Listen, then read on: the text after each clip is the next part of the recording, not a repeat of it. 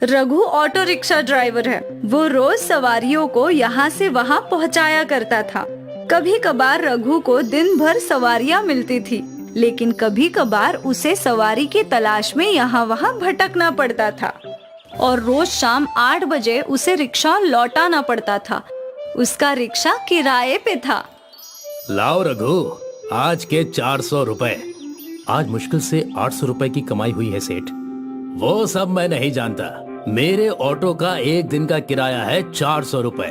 तुम्हें नहीं परवड़ता तो मत लो। आप तो नाराज हो गए सेठ, ये लीजिए। उसकी कमाई का आधे से ज्यादा भाग तो किराए में ही चला जाता था और बचे हुए पैसे लेकर वो अपने घर लौटता था। ये लो सुनैना, आज की कमाई। इसमें से 200 रुपए तो घर के किराए में जाएंगे और बचे हुए 200 रुपए में क्या क्या करूँगी? अब मैं भी क्या करूँ? दिन भर घूम के बस 800 रुपए कमाता हूँ। 400 रुपए ऑटो का किराया, 200 घर का और बचे हुए 200 रुपए तुम्हें दे दिए। ऐसा कब तक चलेगा? पिताजी, आप दादाजी का पुराना ऑटो रिक्शा क्यों नहीं चलाते? बेटा, अब वो चलने की हालत में नहीं है। उसकी सिर्फ बॉडी अच्छी है, बाकी इंजन खराब हो गया है। अब वो किसी काम का नहीं। रघु और सुनैना परेशान थे, पर बादल सोचने लगा कि वो उस पुराने ऑटो रिक्शा के साथ क्या कर सकता है।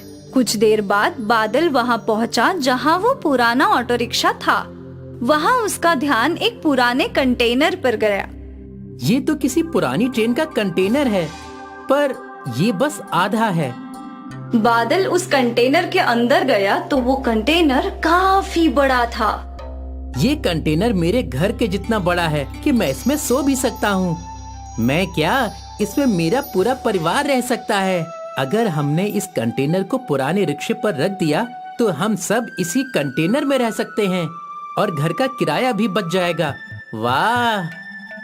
रघु दौड़ता हुआ घर आया और उसने अपने पिता को अपना ये आइडिया बताया। आइडिया सुनने में तो अच्छा लग रहा है, पर क्या हम ये कर पाएंगे? जरूर पापा, आप अपने वेल्डर दोस्त को बुला लीजिए। हम सब मिलकर एक नया घर बना लेंगे। किराया भी बच जाएगा और हमारा खुद का घर भी होगा।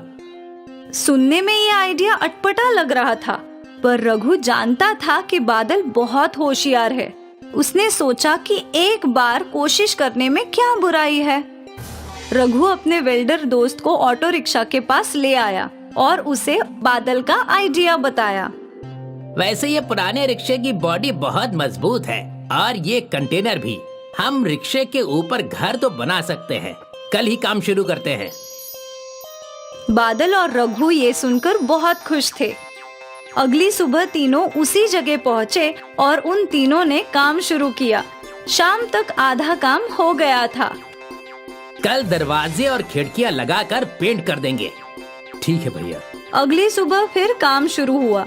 दरवाजे और खिड़कियां लग गई। शाम तक उनका ऑटो रिक्शा घर तैयार हो गया। अब ये हुई ना बात, हमारा अपना घर। अब किराए में भी पैसे नहीं जाएंगे पापा। हाँ, बचत ही बचत। अगली सुबह रघु और उसका परिवार अपने ऑटो रिक्शा घर में शिफ्ट हो गए। सब लोग बहुत खुश थे। आज खुशी खुशी रघु काम पर गया। उसने रोज की तरह कई सवारियों को यहाँ से वहाँ छोड़ा, पर आज वो बहुत खुश था। शाम को उसने खुशी खुशी सेठ जी को किराया दे दिया। क्या बात है रघु, आज बहुत अच्छी कमाई हुई है क्या? कमाई तो उतनी ही हुई है सेठ जी, पर आज से बचत ज्यादा होगी। वो कैसे? मैंने अपना घर जो बना लिया है, ऑटो रिक्शा घर। क्या? रघु खुशी खुशी अपने घर की ओर चल पड़ा। जब वो अपने घर पहुंचा तो वहाँ काफी भीड़ थी। ये सब मेरे पापा ने किया, वो आ गए। पत्रकार रघु की ओर दौड़ पड़े और उसे ढेर सारे सवाल पूछने लगे। आपने ऐसा अनोखा घर क्यों बनाया? क्योंकि हमारे पास रहने के लिए घर नहीं था और किराया बहुत महंगा था। क्या ये घर आम घरों की तरह है? हाँ, इसके अंदर सारी सुविधाएं हैं। हम तीनों आराम से सो सकते हैं। अंदर किचन भी है। पत्रकार ढेर सारे सवाल कर रहे थे और रघु उन सबको जवाब दे रहा था। अगली सुबह सारे न्यूज चैनल्स पर रघु और उसका अद्भुत ऑटो रिक्शा घर ही छाया था। वो रातों रात अमीर बन गया। रघु का ये वीडियो एक बड़े कंपनी के सीईओ ने देख लिया। आइडिया कमाल का है। This man deserves big. अपनी परेशानियों का इसने अलग हल ढूंढा है। मुझे इसकी मदद करनी ही चाहिए। उस सीईओ ने रघु के नाम 10 लाख का चेक लिख दिया। कंपनी का एक आदमी रघु को वो चेक देने आया। हमारे सर ने आपके आइडिया से खुश होकर आपके लिए ये चेक भेजा है। प्लीज इसे स्वीकार कीजिए। Good luck. 10 लाख का चेक देखकर रघु का पूरा परिवार हका-बक रह गया। उन्होंने वो चेक खुशी खुशी कबूल किया। उन पैसों से रघु ने नया ऑटो रिक्शा खरीदा। अब उसकी सारी कमाई बच रही थी।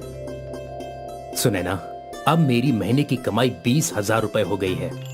तो अब हम खुद का घर खरीद सकते हैं ना? और हमारे पास उस 10 लाख रुपए में से 5 लाख रुपए बचे हैं। हाँ बिल्कुल। और बादल को इंग्लिश मीडियम स्कूल में भी पढ़ा सकते हैं। हमारी तो किस्मत ही पलट गई। अरे वाह पापा, सोचा नहीं था कभी ये सब भी होगा। ये सब बादल के ऑटो रिक्शा घर के आइडिया की वजह से ही हुआ है और हम सबकी मेहनत की वजह से। कुछ महीनों बाद रघु ने एक नया घर खरीदा। वो अब भी अपने ऑटो रिक्शा वाले घर को बहुत प्यार करता था। आज उसके साथ जो भी अच्छा हुआ, उसकी शुरुआत वही ऑटो रिक्शा वाला घर था। बादल के एक छोटे से आइडिया ने उन सब की किस्मत बदल दी।